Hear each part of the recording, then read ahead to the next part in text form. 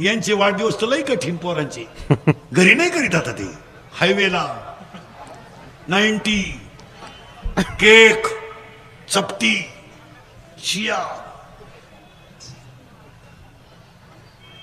मग तो केक डांबरीवर ठेवायचा, सामुदायिक लघवी करायची त्याच्यावर आणि तो एकत्र करून खायचा. Happy birthday to you. पोरानं खरंय का खोटं आहे? नाही, आपले भक्त खोटं बोलत नाही. काय वाढदिवस आहे. काही काहींचे तर वाढदिवस फळे वाटप, 13च केळं वाटितो. पण येळभर टीव्हीला पट्टी, फळे वाटप 13च केळं. 11 तर कार्यकर्त्यांनीच खाली, 2च केळं शिल्लक राहिली, एक त्याला आणि एक लोकांना. काय करते? पण येळभर पट्टी, फळे वाटप. 3च रगा वाटल्या गरिबांना, उबदार कपडे वाटप आणि रातचे काढून आणले बेकारांच्या अंगावरून. अरे एवढ्या मोठ्या अथांग समाजाला कीर्तनाचा लाभ दिला, हा खरा वाढदिवस. आता एवढे लोक तुम्हाला सभेला आणायला 10 लाख रुपये लागले असते. मग मलाच आता बापूने 2-3 लाख द्यायला काय हरकत आहे? बापूने उलट म्हणलं पाहिजे, चला इंद्रीकर आपला माणूस आहे, गरीबाला देऊन टाका. आम्ही लई दुष्काळ काढला 1.5 वर्ष पाहून. आमची लई जिरली रे, लई जिरली. फोन चालू ठेवून रिंग वाजणार रे, फोन चालू ठेवून रिंग वाजणार. कुणी विचारिलं मेला का उन्हातला? आता शिक थोडं बरं झालं. महाराज बसलेले राजकारणी ध्यानात ठेवा, ज्यांनी ज्यांनी धर्म टिकवला ना त्यांच्यावरच कोरोनाला अन्याय झाला. तमाशावाले, जागरण गोंधळवाले, कीर्तनकार, गायक, वादक, 1 रुपया कोणी मदत केली नाही, 1 रुपया. आणि लोक बोभाटा करतात बा, कीर्तनकार लोक लई पैसे घेते बा. आम्हाला जर 1.5 वर्षात तुम्ही पायली भर बाजरी दिली नाही तर आम्ही तुम्हाला पैसे का सोडावे?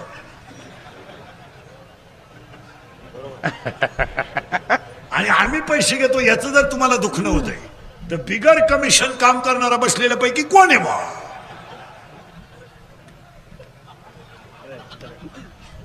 कोणी साबण लावला एवढ्या 20,000 लोकात कमी टक्का घेत नाही असं वटवरकर सत्कार करतो तो.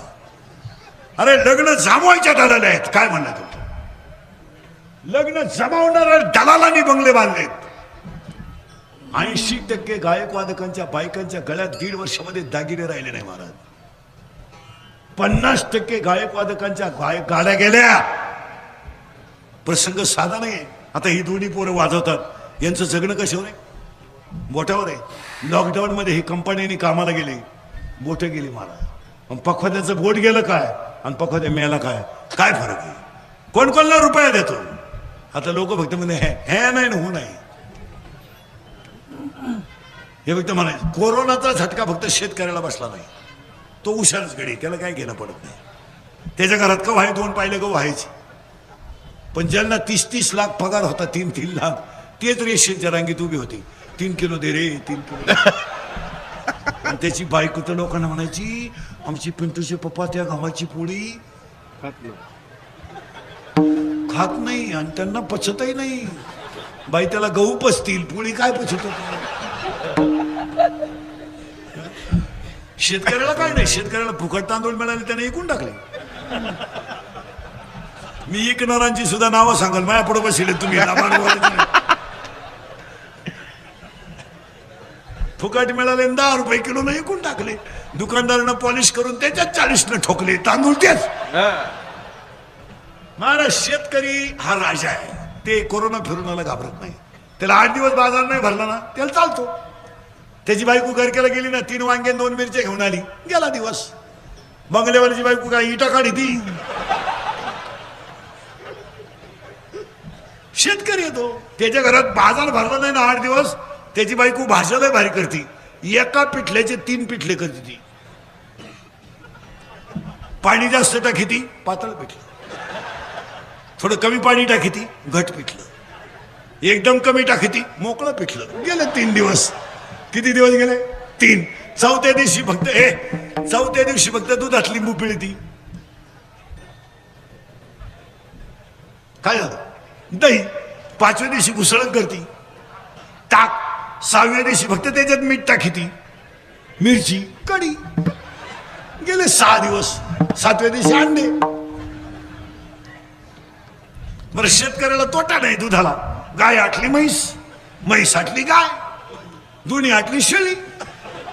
बरं शेळीच्या दुधाला तकलीफ नाही, कवाय काढा. कोणलाय लहर यो.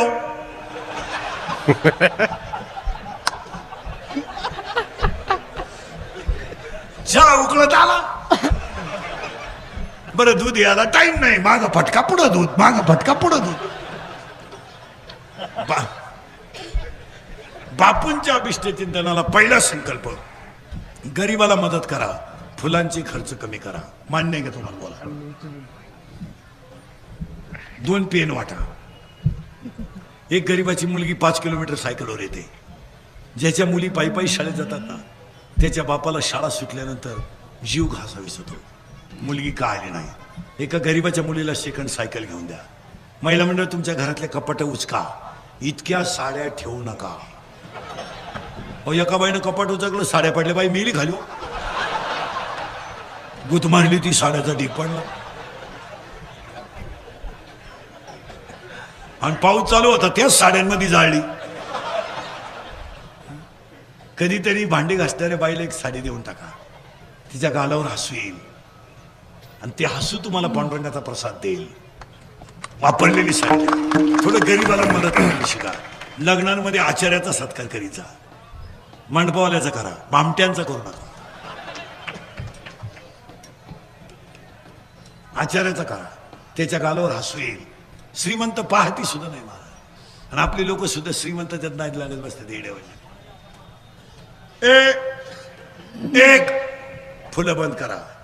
मान्य. 2 दुसरा मुद्दा करायचा आहे वाढदिवसाला. सगळे माणसं जेवतात. आपण काय वापरतो जेवायला? पत्रावळी. एज्युकेटेड लोक. कशाची पत्रावळी सध्या? प्रेस. पूर्वी पत्रावळी कशाची होती? 10 वर्षापूर्वी पानाची, झाडाच्या पानाची. जनावर खात होती, सडून जात होती. आजची पत्रावळी सडत नाही आणि जनावर खात नाही. तिच्यावर जे अन्न पडतं त्यात केमिकल तयार होतं, पॉयझन. जीवजंतू जातात. आजपासून दुसरा संकल्प करायचा बापूंच्या अभिष्ट चिंतनाला, प्लॅस्टिक मुक्त जागायचं. आणि हे भाषण करून होणार नाही. भाषणानं तर देशाचं वाटोळ झालं. भाषण करून होणार नाही, कृती करावी लागेल. काय म्हणते त्याला? प्लास्टिकचे भाषण करून काय करा? सगळे लोक म्हणतात प्लास्टिक मुक्ती झाली पाहिजे. आणि सगळ्या साखर कारखान्यांच्या साखरेच्या गुणीचा आतला कवर कसं आहे? साखरेचं 50 किलोचे जे पॅकेट आहे त्याचा आतला कागद कसं आहे? हा करेक्ट, प्लास्टिक. मग मुक्ती कोणची? आम्हीच स्वीकारायची का प्लास्टिक? महिला मंडळ तुमच्याकडे पर्स आहे ना, मोबाईल आहे ना, तिचा पर्समध्ये पिशवी ठेवत जा कापडी, आणि भाजीपाला त्याच्यात आणायचा. सर्व्हिसवाले